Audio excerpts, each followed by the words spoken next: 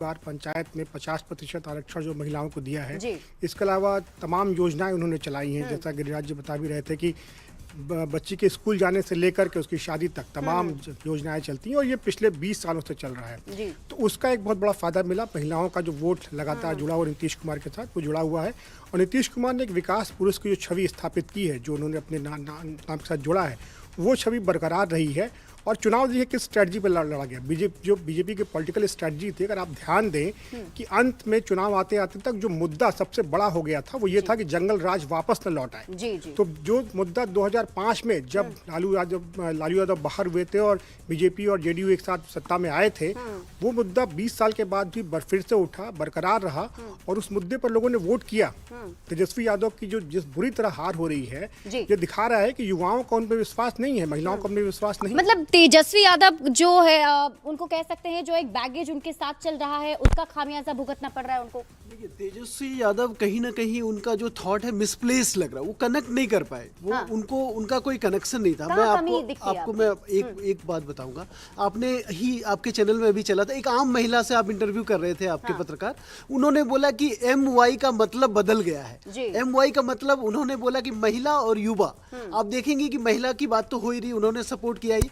युवा 13% युवा, ज्यादा युवाओं ने वोट दिया है। ठीक है, तो युवा क्या सोच के, भले बहुत चला कि बेरोजगारी है, पलायन है, फिर भी 13% युवाओं का वोट एनडीए को पड़ा है कहीं ना कहीं ज्यादातर। वो इस कारण क्या है? कारण आज हर युवा के पास मोबाइल है। ठीक है, युवा कनेक्ट करता है कि मोदी जी बाहर जा रहे हैं। ठीक है, हमारा देश चौथी इकोनॉमी बन गई विश्व में। ठीक है, इन चीजों पे उन्होंने ऑपरेशन सिंदूर देखा, तो युवा इन चीजों से उत्साहित है। युवा को ये लग रहा है कि अगर डबल इंजन की सरकार होगी तो कहीं ना कहीं आज अगर हमारे यहाँ बेरोजगारी है, आज हमारे यहाँ फैक्ट्री नहीं है, पलायन है, तो कहीं ना कहीं ये एक ही रास्ता हो सकता है कि हम अगर दोनों सरकारें मिलकर काम करेंगी तभी इसका ये है, हाँ, इसका सोल्यूशन है। और एक बात और कहना चाहूँगा कि देखिए ये जो सरकार है, नीतीश कुमार की सरकार जो बनेगी अभी, ठीक है, आप देखेंगे कि नीतीश कुमार के कद का नेता आपको नहीं दिखेगा। आप बताएं, अगर इनके जो दो उप मुख्यमंत्री भी हैं,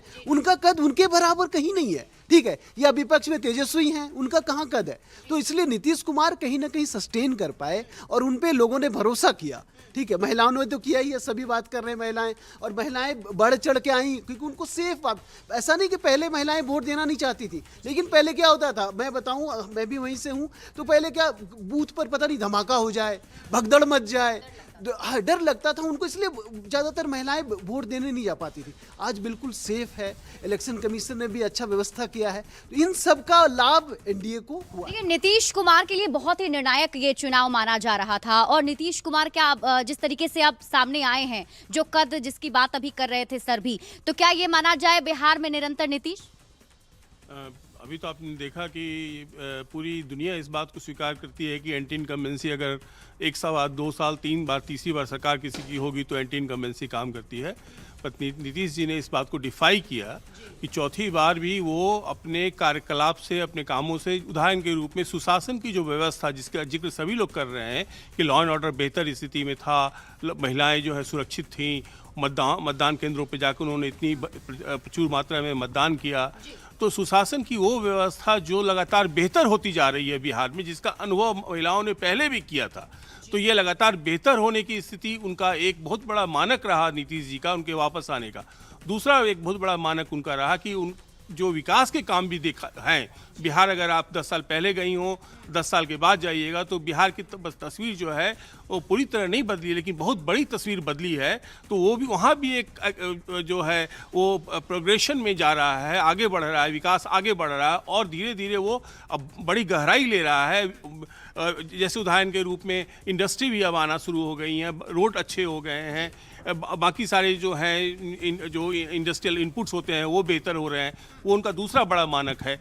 तीसरा जो मानक उनका जो एक बड़ा महत्वपूर्ण मानक है, जो दूसरों में नहीं था, जो महागठबंधन में नहीं था, कि भ्रष्टाचार का कोई भी आरोप 20 साल में किसी ने नीतीश जी के ऊपर नहीं लगाया, लेकिन जब दूसरे किसी भी दल को आप उठा के देखेंगे या बाकी सारी चीजें, बिल्कुल देखिए एक स्वच्छ छवि जो है नीतीश कुमार की रही है। इसी बीच जितन राम मांझी कुछ कह रहे हैं, दर्शकों को सुनाते हैं। पहले देखा कॉरिडोर हो या फिर इंडस्ट्रियल कॉरिडोर हो, फिर इंडस्ट्रियल पार्क का मामला है, ये सारी बातें ऐसी आई जिससे समझ में आया जनता को कि इनसे बढ़िया कोई नहीं कर सकता। और दूसरी तरफ भ्रामक बातें कह करके, उलूल जुलूल बात कह करके, जो व्यवहारिक नहीं था, विश्वसनीय नहीं था, तेजस्वी जी वगैरह लोगों ने लोगों को बरगलाना चाहा, भ्रम में डालना चाहा। तो पार्लियामेंट के चुनाव में कुछ भ्रम में लोग पड़ गए थे, लेकिन इस बार एकदम दिमाग में बात थी कि भ्रम में नहीं पड़ना है। इन लोग सिर्फ बोलते हैं, इन लोग का कुछ बखत नहीं है। और इसी के आधार पर जितना हम लोग सोचते नहीं थे उससे ज़्यादा प्रतिशत में उन लोगों ने वोट दिया और रिजल्ट आपके सामने है। सर, बड़े भाई और छोटे भाई की भूमिका के साथ साथ में चाचा भतीजा ने भी कमाल किया, इस पे क्या कहेंगे? अब देखिए, रिलेशन का जहाँ तक सवाल है, चाचा भतीजा का बात है या भाई भाई का मामला है, ये सब अलग बात है। जो जैसा काम करता है, जो जैसा गठबंधन में रहता है, उसके अनुसार उसको परिणति मिलती है, चाहे जिस रिलेशन का हो। तो इसलिए बहुत कुछ इस पर कहना नहीं है। सर, चिराग और आप दोनों का स्ट्राइक रेट अच्छा है, तो क्या लगता है कि मंत्रिमंडल में उप मुख्यमंत्री को लेकर? अब मंत्रिमंडल बिल्कुल आपको बयान सुना रहे थे जीतन राम मांझी का। अब दिखाएंगे जश्न की तस्वीर। बिहार चुनाव में एलजेपीआरवी जो है 12 सीटों पर फिलहाल लीड कर रही है। ऐसे में पार्टी कार्यालय के साथ साथ चिराग पासवान के घर में भी जश्न का माहौल है। संवाददाता विनीता मिश्रा की ये रिपोर्ट आपको दिखाते हैं। बिहार विधानसभा चुनाव के मद्देनजर आज का दिन बेहद महत्वपूर्ण। सुबह से लगातार वोटों की गिनती जारी है और वोटों की गिनती के बीच एनडीए को भारी बहुमत मिलती हुई नजर आ रही है। और खासकर अगर एनडीए की हम बात करें तो लोक जनशक्ति पार्टी ने बेहतरीन परफॉर्मेंस किया है और अभी जो रुझान नजर आ रहे हैं, लगभग 22 सीटों पर जीत मिलती हुई नजर आ रही है। और ये देखिए, पार्टी कार्यालय के साथ साथ चिराग पासवान के आवाज पर भी जो खुशी है वो नजर आ रही है। और बिहार प्रभारी अरुण भारती भी यहाँ नजर आ रहे हैं, चेहरे पे खुशी नजर आ रही है। और देखिए, अरुण भारती हो या फिर वेद प्रकाश हो, तमाम लोग के चेहरे जो हैं वो खिले हुए नजर आ रहे हैं, अपनी खुशी जाहिर कर रहे हैं। लगातार इनके आवास पर या पार्टी कार्यालय में जो मिठाइयां हैं वो जा रही है, पटाखे फोड़ने की भी पूरी तैयारी की जा रही है। यानी जो ऐतिहासिक अगर मोमेंट की हम बात करें तो एक ऐतिहासिक जीत इस बार एनडीए की होने वाली है, क्योंकि जो बहुमत है वो लगातार एनडीए को रुझानों में मिलता हुआ नजर आ रहा है। एलजेपीआर लगातार बातचीत हो रही थी कि शायद 10 से 12 सीट एलजेपीआर को मिल सकती है, लेकिन अगर रुझानों की हम बात करें तो अभी फिलहाल 22 सीटों पर एलजेपीआर लीड कर रही है। और यही वजह है कि चिराग पासवान घर के अंदर हैं, तमाम लोग काफ़ी खुश नज़र आ रहे हैं। और जिस तरीके से उन्होंने लगातार चुनाव प्रचार किया था उसका असर इन रुझानों में साफ तौर पर नज़र आ रहा है और एक बड़ी जीत की ओर एनडीए आगे बढ़ता हुआ दिखाई दे रहा है। कैमरामैन राहुल के साथ विनीता मिश्रा, न्यूज़ 18 पटना।